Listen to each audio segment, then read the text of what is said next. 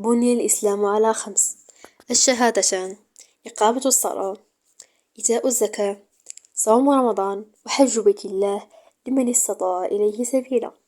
الزكاة قد تسقط عنك إذا ما كانش عندك المؤهلات المالية الكافية. الصوم قد يسقط عنك إذا كنت مريض ولا عيان ولا مسافر ولا أي حاجة. والحج راه فقط لمن استطاع إليه سبيلا.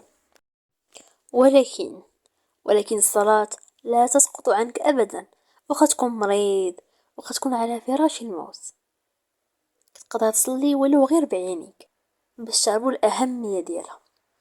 هذا هو الموضوع ديالنا اليوم. خليكم مع الانترو ونبداو.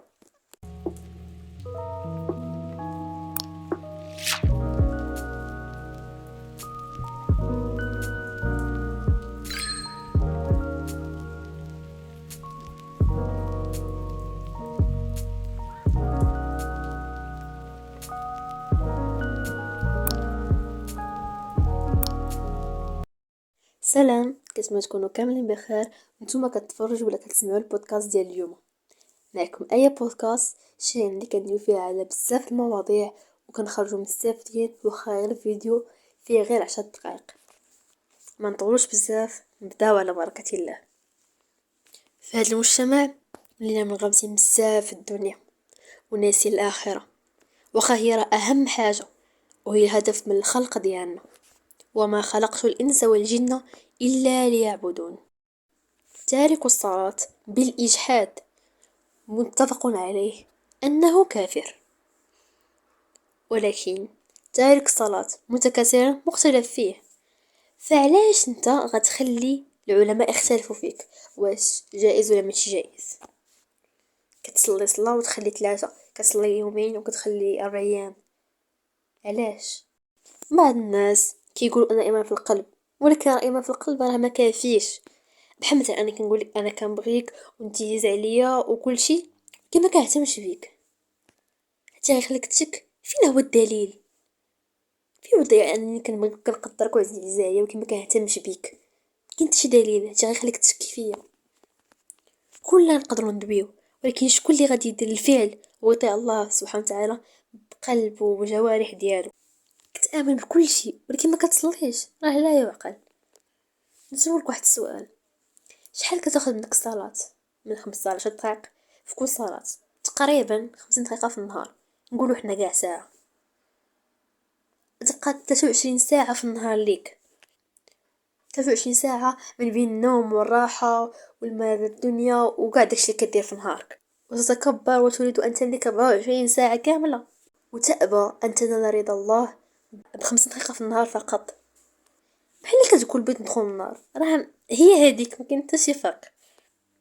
وغنقول لك حديث النبي صلى الله عليه وسلم بصريح العبارة. قال رسول الله صلى الله عليه وسلم: العهد الذي بيننا وبينهم الصلاة، فمن تركها فقد كفر. أول ما يسأل عنه العبد يوم القيامة هي الصلاة، فإن صلحت صلحت سائر الأعمال، وإن فسدت فسدت سائر الأعمال.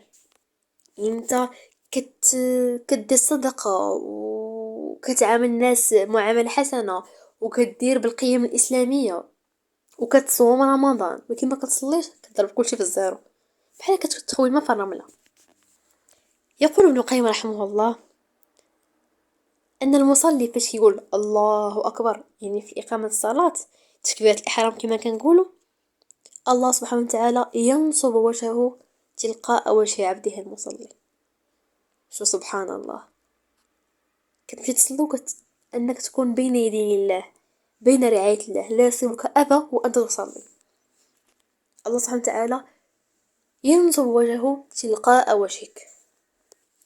جبريل عليه السلام لما جاء إلى النبي صلى الله عليه وسلم وضرب بالأرض وقال: توضأ مثلي وصلي مثلي، فتوضأ النبي صلى الله عليه وسلم مثل جبريل وصلى مثله.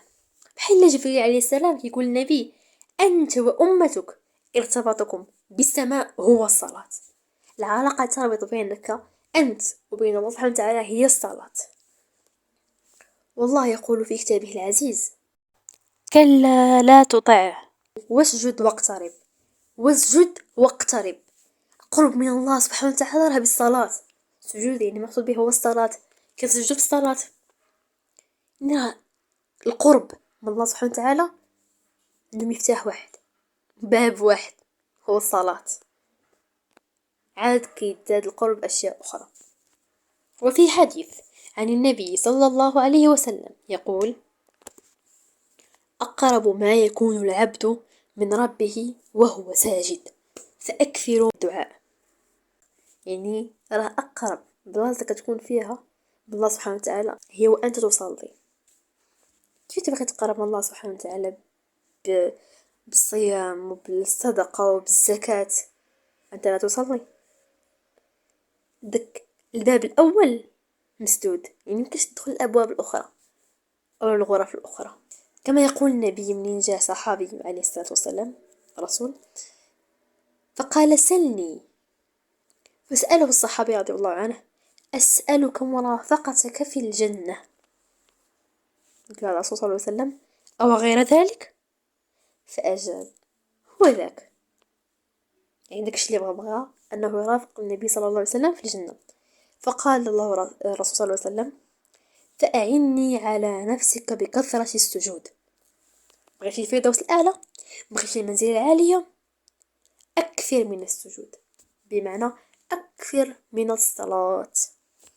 بغيتي الجنة، بغيتي المنزل الأعلى، بغيتي التوفيق في الحياة، بغيتي التيسير في الحياة، بغيتي الرزق الوفير، بغيتي الطمأنينة، بغيتي الراحة، بغيتي الخلود في جنة الفردوس الأعلى، بغيتي التقاء عائلتك وأصحابك والتقاء الرسول صلى الله عليه وسلم في الجنة، أكثر من الصلاة والتزم بها.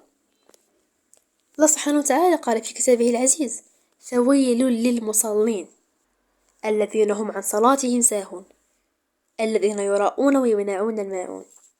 الله يتوعد المصلين، يتوعدهم وخا كيصليو حيتاش كيسهاو عليها او لا حيتاش كيصليو باش يتقى عليهم راه كيصليو.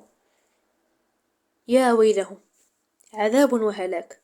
فشنو غنقولوا على هذاك اللي توضو ما كيتوضاش؟ لا يمكن ان تتصور انسان لا يصلي كيفاش كتعيش، كيفاش داير حياتك، تعيش في الضيقه في صدرك.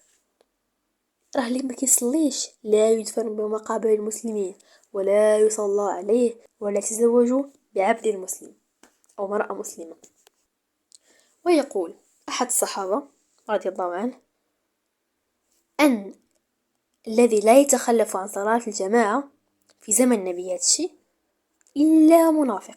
يعني ما كيتخلف على صلاة الجماعة آنذاك إلا المنافق. والله سبحانه وتعالى يقول في كتابه العزيز عن المنافقين: وإذا قاموا إلى الصلاة كيصليوها، هما كيصليو، إذا قاموا إلى الصلاة قاموا كسالى. الرسول صلى الله عليه وسلم وصل إلى سدرة المنتهى، رحلة من الأرض إلى السماء تفرضات فيها الصلاة وأنت ما كتصليش. نقطة أخرى: كيف يعرف النبي صلى الله عليه وسلم أمته يوم القيامة؟ كيفاش كيعرف إنه كيعرفك وكيعرفنا كاملين؟ فاش كان النبي صلى الله عليه وسلم كيخبر الناس عن يوم القيامة قالوا: يا رسول الله أتعرفنا يومئذ؟ قال: نعم، لكم سيما، أي علامة، لكم سيما ليست لأحد من الأمم، تردون علي غرا محجلين من أثر الوضوء. من أثر الوضوء. فكيفاش باغي الرسول صلى الله عليه وسلم يعرفك وانت ما كتصليش أصلا؟ وفي حديث آخر قال النبي صلى الله عليه وسلم: إن أمتي يدعون يوم القيامة غرا محجلين من أثر الوضوء، فمن استطاع منكم أن يطيل غرته فليفعل. إذا يا من تشهد أن النبي صلى الله عليه وسلم رسول الله، تشهد الشهادتين وتترك الصلاة، كيفاش باغي النبي صلى الله عليه وسلم يعرفك يوم القيامة وانت مخلي صلاتك؟ العبد ما يقدرش يعجب له صلاة، تكون حياته موحشة. فراه انت اللي كتقرب من الله سبحانه وتعالى، حتى راه سواء صليت ولا ما صليتيش الله غني، انت المستفيد. فانت كتفوت عليك لذة الوضوء، لذة الصلاة، لذة الخشوع، لذة النوافل، صلاة قيام الليل، السنن الرواتب، فوتي لك هادشي كامل. علاش؟ علاش؟ راه خاصك تصلي، ماشي واش بغيتي ولا مبغيتيش، خاصك تصلي، راه واجب عليك كمسلم. مسلم تشهد ان لا اله الا الله وان محمد رسول الله ان تؤدي صلاتك. ما تقولش لي لا راه كنذنب بزاف، لا لا كنحشم نصلي حيتاش عندي بزاف ديال الذنوب، لا راه كنعصي الله. لا، راه واخا تذنب ذنوب الدنيا كامله صلي، ان الصلاه تنهى عن الفحشاء والمنكر. فراه الا عصيتي الله وذنبتي من الكبائر كاع ما غير الشرك، فوخا هكاك خاصك تصلي باش تبقى داك الرابط بينك وبين الله سبحانه وتعالى. على الاقل فراه فاش كتصلي كتراجع راسك، فاش كتصلي كيجيك واحد الجيد بحال الله سبحانه وتعالى كيرشدك الطريق الصحيح، وكيجيك شي الضمير على اي حاجه غلط درتيها في حياتك، بشويه بشويه غتخلي كاع دوك المعاصي والاثام حيت نتثبت بالصلاه ديالك. دابا نيت نوض تصلي، دابا بدا حياه جديده، صفحه بيضة، وتقرب من الله سبحانه وتعالى قبل ما تشوف ملك الموت قدامك وتمنى الزمان يرجع بك اللور. ديك الساعه يكون فات الفوت. نصل الفرائض اولا ثم النوافل ثانيا باش يبغيك الله سبحانه وتعالى. عرفتي شنو هي يبغيك الله؟ راه نعمة عظيمة. يحبك ملك الملوك، إذا أحبك فقد نجوت ولا تكن من الخاسرين. فتح صفحة جديدة وحياة جديدة، ملي غتصلي تحس بواحد الراحة كبيرة، والله واحد الراحة لا توصف، وما تقدرش باقي تفوت صلاتك واخا غير 10 دقائق ولا تعطلها، حيت الضرب فيك ديك الحب ديال التقرب من الله سبحانه وتعالى، وتبقى تسنى غير امتى يودن الاذان باش تمشي تصلي. كنتمنى من كل شيء ومن اي شخص ما كيصليش يولي يصلي، ومن اي شخص كيصلي يلتزم بالمواعيد ديال الصلاه والوقت ديالها، ومن اي واحد ملتزم يكثر من النوافل، وشاركتي مع كل صديق لا يصلي لعلنا نكون سببا في هدايته ان شاء الله. فراه واخا نأمرو شي حد بالمعروف، الا مبغاش الله راه لن يهديه. هادشي اللي كاين في الفيديو ديال اليوم، نتمنى تكونوا استفدتوا وتحاكت لكم شي حاجه شويه باش تحافظوا على الصلاه اللي هي عماد الدين كامل.